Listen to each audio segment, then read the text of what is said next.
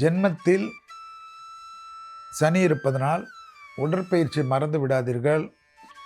அடிவயிறிலிருந்து முதுகுத்தண்டுவடம், பாதம், முட்டுக்கள் என்று எல்லா இடத்திலும் கவனம். அடிவயிறிலிருந்து பாதத்து வரைக்கும் உள்ள உறுப்புகளில் சிறிய உபத்திரவம் மருத்துவ ஆலோசனை எடுத்துக்கொள்ள வேண்டும். மற்றபடி எடுத்த காரியத்திலெல்லாம் ஜெயம் ஏற்படும். எல்லா விதத்திலும் தொழில் விஷயத்தில் பயப்படவே வேண்டாம். தொழிலே இல்லை, உத்தியோகமே இல்லை, வியாபாரமே இல்லை, படிப்பே இல்லை, கண்டிப்பாக எல்லாமே டக்கு டக்கு டக்குன்னு கிடைக்கும். அரசியல்வாதிகளுக்கு யோகத்தை கண்டிப்பாக பெற்றுத்தரக்கூடிய அற்புதமான 15 நாட்கள். திருமணத்தில் இருந்த பாதிப்புகள் நிவர்த்தி ஏற்படும். நல்ல காரியம்லாம் ஒன்றன் பின் ஒன்றாக நடக்கும். குடும்பத்தில் சுப நிகழ்ச்சிகளாக நடக்கக்கூடிய காலகட்டம். சுப விரயங்கள் காணப்படும். கடன்கள் பெற்றாலும் சந்தோஷ கடனாக காணப்படும். பழைய கடன்கள் பைசல் செய்வதற்குண்டான உங்கள் முயற்சி வெற்றி ஏற்படும். வியாபாரத்தில் இருந்த சிக்கல் தீர்வது ஆச்சரியமான அமைப்பை ஏற்படுத்தும்.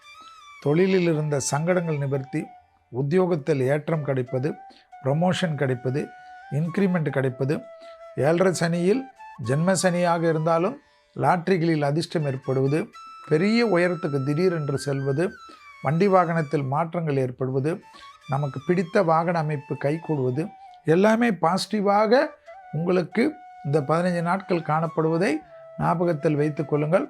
உடற்பயிற்சி செய்யவில்லை என்றால் எல்லா விதமான குழப்பமும் கண்டிப்பாக வரும். கடவுளே வந்தாலும் நேரடியாக உங்களுக்கு ஆசீர்வாதம் பண்ணாலும் உடற்பயிற்சி வேர்வை வரையவில்லை என்றால் தப்பாகிவிடும்.